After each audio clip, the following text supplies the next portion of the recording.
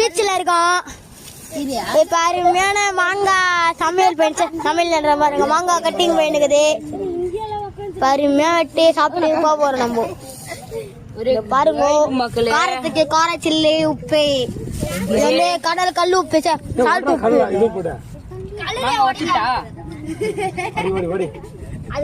Salt உப்பு.